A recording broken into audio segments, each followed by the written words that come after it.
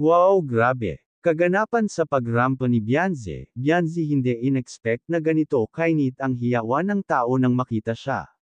Bago ko ipagpatuloy ang maiksing reaction video na ito, hiling ko lang na patapusin ang panunood nito para malaman ang nilalaman nito, at kung bago ka pa lang sa munting channel na ito, paki-subscribe para lagi kang updated sa video ng mga kalingap.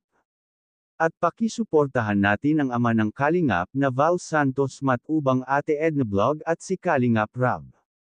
Isang mapagpalang araw sa inyong lahat mga kalingap, at shout out nga pala sa patuloy na sumusuporta sa aking YouTube channel, lalong-lalo na sa mga viewers natin na walang sawang nanunood at sumusuporta. Maraming salamat.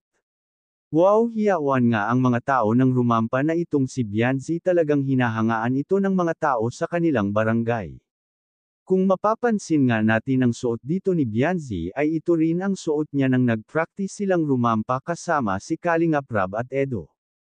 Ito rin ang sinuot niya bilang muse ng kanilang barangay. Dahil kung matatandaan nga natin ang sinabi noon ni Edo na ayaw niya na magsuot si Beyonce ng maikling short, kaya sinunod naman ni Beyonce ang gustong mangyari ni Edo, o baka naman ayaw rin talaga ni Beyonce na magsuot ng maikli.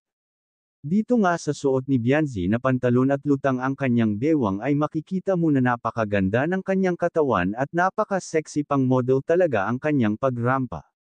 Sana nga ay mapanatili ni Beyonce ang kanyang katawan at huwag itong magpapataba.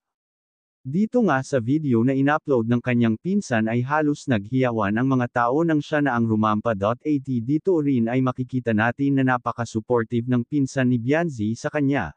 Dito nga ay medyo hindi nakikita ang mukha ni Beyonce dahil naka-all black siya, pero at least alam natin ang mga nagaganap sa pagiging muse ni Beyonce. Hanggang dito na lang ang update ko mga kalingap, maraming salamat at God bless sa inyong lahat.